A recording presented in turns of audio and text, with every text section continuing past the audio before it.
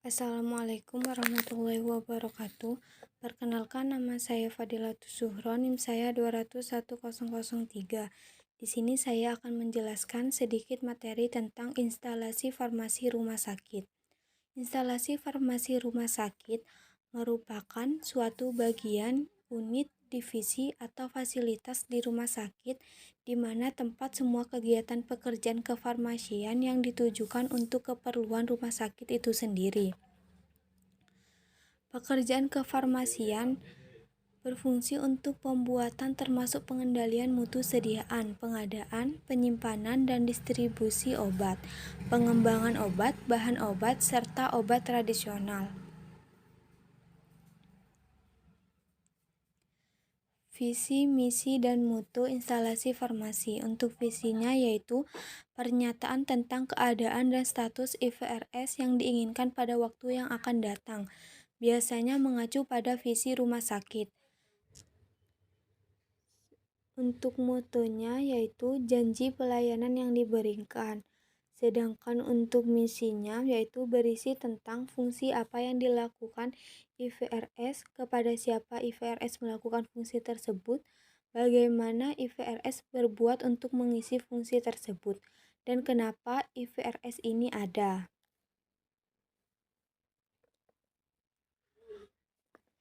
Tugas dan tanggung jawab. Yang pertama, untuk melangsungkan pelayanan farmasi optimal. Yang kedua, untuk pelayanan farmasi profesional berdasarkan prosedur kefarmasian dan etika profesi. Yang ketiga, untuk melaksanakan KIE atau komunikasi informasi dan edukasi. Yang keempat, untuk melakukan pengawasan berdasar aturan yang berlaku. Yang kelima, untuk menyelenggarakan pendidikan dan pelatihan, penelitian, dan pengembangan di bidang farmasi, serta untuk memfasilitasi dan mendorong tersusunnya standar pengobatan dan formulasi rumah sakit. Fungsi instalasi farmasi rumah sakit yang pertama ada pelayanan klinik, di mana berkaitan langsung dengan penderita seperti pemantauan terapi obat, evaluasi penggunaan obat, konseling, PIO, dan yang lain. Yang kedua ada pelayanan non-klinik, di mana pengelolaan perbekalan farmasi. Standar minimal IVRS akreditasi. Yang pertama ada administrasi dan pengelolaan, kedua staf dan pimpinan, yang ketiga fasilitas dan peralatan, yang keempat kebijakan dan prosedur, yang kelima pengembangan staf dan program pendidikan, yang keenam evaluasi dan pengendalian mutu. Adapun struktur organisasi, biasanya struktur organisasi ini sendiri tergantung terhadap rumah sakitnya, dan ini contoh dari struktur organisasi.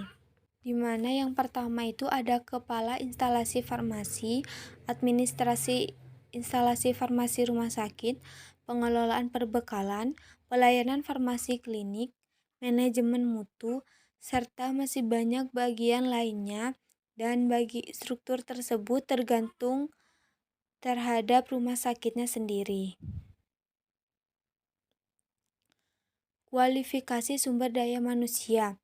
Yang pertama ada kepala instalasi farmasi yang berfungsi untuk mengorganisir dan mengarahkan.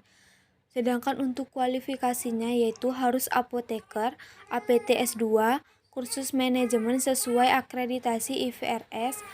Yang kedua ada koordinator, di mana berfungsi untuk mengkoordinir beberapa penyelia. Sedangkan untuk kualifikasinya yaitu harus apoteker, APT S2, serta kursus yang sesuai dengan ruang lingkup. Yang ketiga ada penyelia atau supervisor yang berfungsi untuk menyelia beberapa pelaksana atau 3-5 pelaksana yang perlu satu penyelia.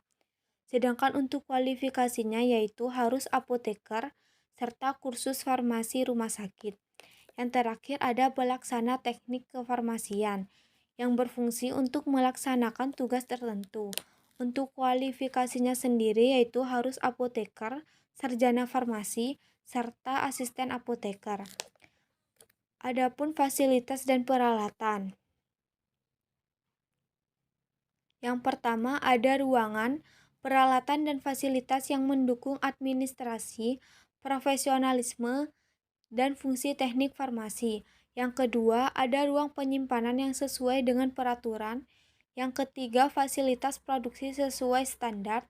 Yang keempat, fasilitas distribusi obat. Yang kelima, penyimpanan arsip resep dan ruang informasi dan edukasi. Selanjutnya, fasilitas ruangan.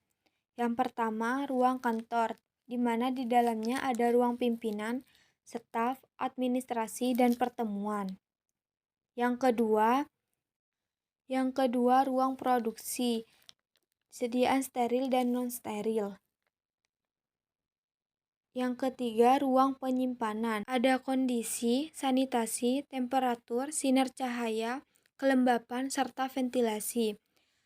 Selanjutnya ada ruang penyimpanan barang umum seperti obat jadi, produksi, bahan baku, dan alat kesehatan. Dan yang terakhir ada ruang penyimpanan barang khusus, yaitu obat termolabil, alkes suhu rendah, yang mudah terbakar, bahan berbahaya, dan barang terlarang. Kebijakan dan prosedur. Yang pertama ada pengelolaan, yaitu ada kebijakan dan prosedur mulai dari perencanaan, pengadaan, produksi, penerimaan, penyimpanan, pendistribusian, dan pelaporan. Yang kedua ada pelayanan, yaitu pengkajian resep, dispensing, atau obat pencampuran bahan berbahaya, efek samping obat, PIO, konseling, kadar obat dalam darah, visit atau ronde farmasi, serta pengkajian dan penggunaan obat. Pengembangan staf dan program pendidikan. Yang pertama ada program pengembangan staf, kedua ada program orientasi tentang tugas dan tanggung jawab bagi staf baru, ketiga ada kesempatan mengikuti pelatihan dan program pendidikan berkelanjutan, serta penyelenggaraan pendidikan dan penyuluhan tentang penggunaan obat dan penerapannya. Selanjutnya ada pengendalian mutu. Yang pertama, kriteria kualitas pelayanan yang diinginkan. Kedua, penilaian kualitas pelayanan berdasarkan kriteria. Yang ketiga, pendidikan personel dan peningkatan fasilitas bila diperlukan. Keempat, penilaian ulang pelayanan, serta update kriteria. Cukup sekian penjelasan dari saya, lebih dan kurangnya mohon maaf. Wassalamualaikum warahmatullahi wabarakatuh.